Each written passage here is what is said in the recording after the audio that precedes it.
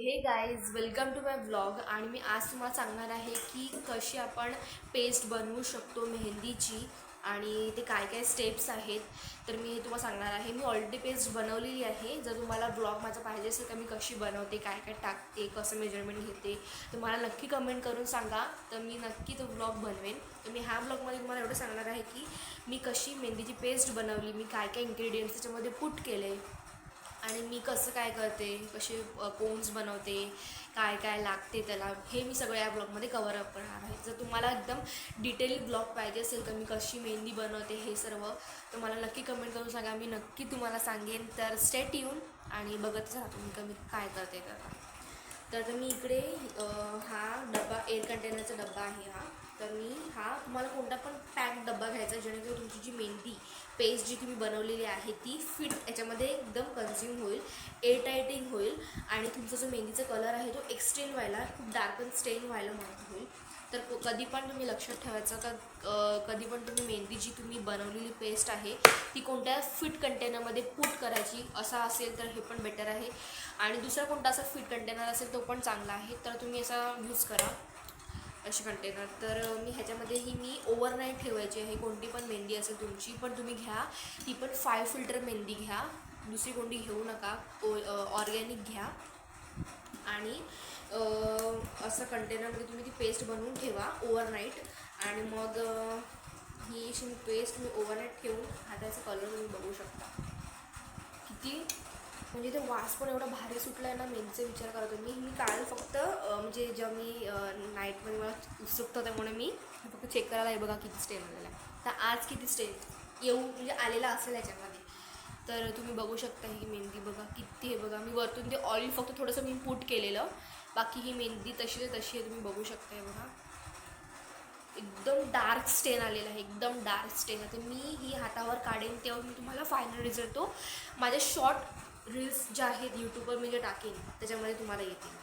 तर ही मेहंदी आता मी ही मस्त मिक्स करते. आणि मी हा जो स्प्रे बनवला आहे, हा बघा मी हा जो होममेड स्प्रे बनवला आहे, हा सिक्रेट स्प्रे आहे माझा. तर जर तुम्हाला ह्याची इंग्रेडियंट्स जर तुम्हाला पाहिजे असेल तर तुम्ही नक्की मला कमेंट करा. मी तुम्हाला नक्की ह्याची हे देईन, इन्ग्रेडियंट जे काय काय टाकले ह्याच्यामध्ये मी.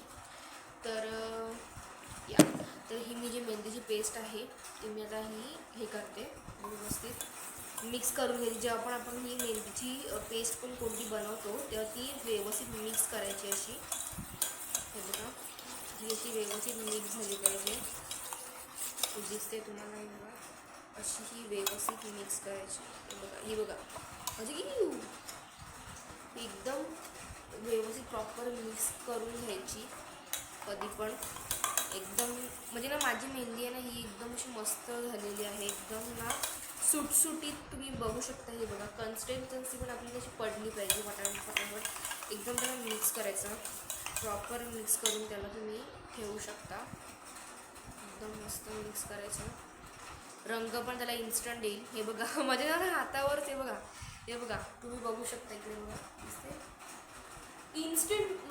म्हणजे मला विश्वास नाही होत कलर, इन्स्टंट कलर, काहीच फेक नाही ह्याच्यामध्ये. इन्स्टंट कलर आहे बघा, you can see instant colour आला एकदम. त्यामध्ये जे तुमचं ज्याच्यामध्ये तुम्ही ती प्लॅस्टिक बॅगमध्ये जी मेहंदी पुट करणार आहे ती प्लॅस्टिक बॅग त्याच्यामध्ये अशी कवरअप करून, जे पोचा असं मध्ये कवरअप करून हे करा. आणि नंतर मग ती पेस्ट पूर्ण टाका. आणि जेव्हा पण तुम्ही मेहंदी जेव्हा पण तुम्ही मेहंदीची पेस्ट खोलता, जेव्हा तुम्ही एडिटिंग करून ठेवलेलं असते, तर तेव्हा हे नक्की लक्षात ठेवा की तुमची जी मेहंदी आहे ती तुम्हाला मिक्स करायची आहे जेव्हा तुम्ही एडिटिंग करून, जेव्हा तुम्ही हे सगळं करता.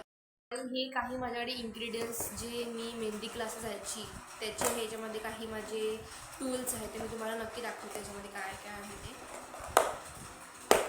तर माझ्याकडे आहे ह्याच्यामध्ये एक सीझर, जी तुम्ही हे सेलोफिन शीट्स आहेत किंवा ते कट करण्यासाठी किंवा दुसऱ्या काही गोष्टी, सॅलोटेप वगैरे, ही सॅलोटेप आहे माझ्याकडे ही बघा.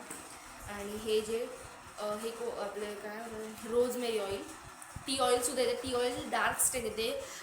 लॉंग ऑइल जे लवंगचं जे ऑइल असते ते पण एकदम डार्क स्टेन देते. याच्यामध्ये मी चमचा हा ठेवलेला आहे, इमोशन चमचा ठेवलेला आहे. आणि स्केल मेजरअप करायला तुमचे जे पिकॉक असतील किंवा तुमचं 1 हँड फिंगर 2 हँड फिंगर जे काही तुमचं डिझाईन असेल ते. आणि हे जे आहे ना हे मी ते सेलो टेपमधलं जे म्हटलं होतं ते ठेवलं मी. रबर काही रबर असेल खूपचं रबर ठेवलं मी. आणि हे जे आहे ना हा सॉक्स आहे, स्टॉकिंग्स बोलतात त्याला. हा एकदम लाईट वेट असतो. तुमची मेहंदी जर तुमच्या मेहंदीमध्ये हे क्लम्स असतील तर ते रिमूव्ह करायला हा सॉक्स तुम्हाला एकदम इझी पडणार आहे. पण जेव्हा तुम्हाला असं वाटेल का तुमची मेहंदी थोडीशी खरखड आहे काय असं वगैरे आहे तरच तुम्ही यूज करा. मी इथे यूज करून बघितलेलं, एक्सपिरियन्स केलेला मी. खूप मेहंदी पातळ होते आणि अशी घसरते वगैरे असं काहीतरी वेगळंच काहीतरी होते, म्हणून मी तो यूज करायचा बंद केला. जे जर तुम्हाला वाटते का तुमच्या मेहंदीमध्ये क्लम्स आहेत बारीक बारीक हे छोटे छोटेसे असतात तर ते हे करा. तर मी आता ना ह्याचं मी हे करते, कोन्स बनवायला रेडी करते. तोपर्यंत मी सेलो टेप कापून ठेवते.